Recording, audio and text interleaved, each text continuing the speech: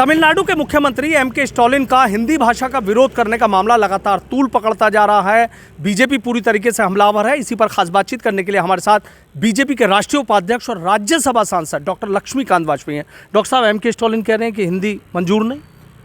MK. Stalin ये भूल गए कि कश्मीर से लेकर कन्याकुमारी तक सारा भारत एक है और सभी भाषाएं, सबका सम्मान इस देश में है।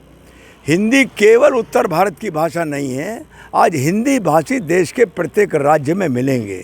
और मैं पूछना चाहता हूँ स्टालिन साहब से, आदरणीय नरेंद्र मोदी जी ने नई शिक्षा नीति लगाई है और उस नई शिक्षा नीति में सभी भाषाओं का सम्मान किया है। क्षेत्रीय भाषाओं में क्षेत्रीय स्तर पर परीक्षाओं की अनुमति दी है।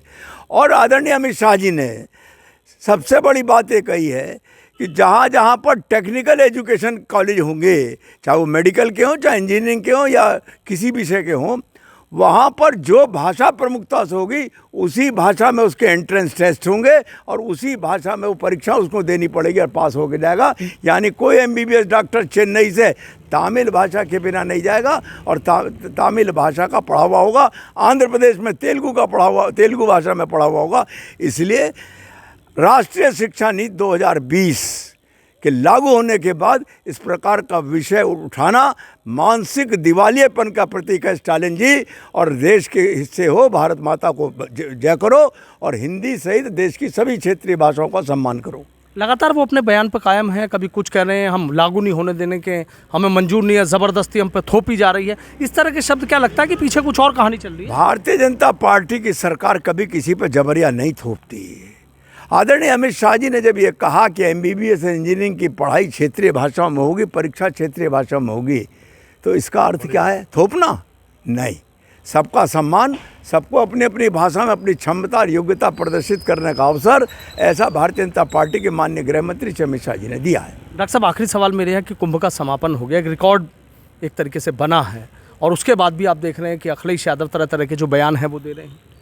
देखिए, आदरणीय मोदी जी के नेतृत्व में और आदरणीय योगी जी के कृतित्व से ये महाकुंभ जिस सीमा तक सफलता को प्राप्त किया है, एक इवेंट बना है।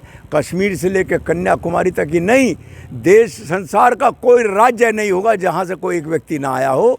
और 140 करोड़ की आबादी में से 60 करोड़ से ऊपर लोगों ने, यानी आधी से अधिक जनता ने यहाँ स्नान किया है आकर।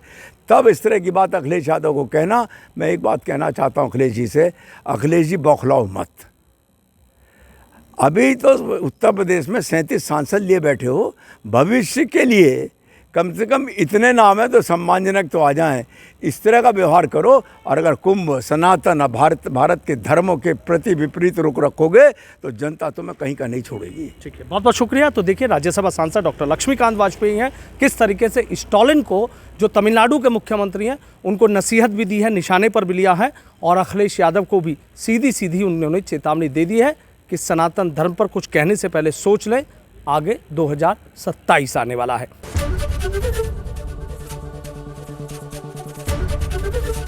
ABP गंगा, खबर आपकी, जुबान आपकी।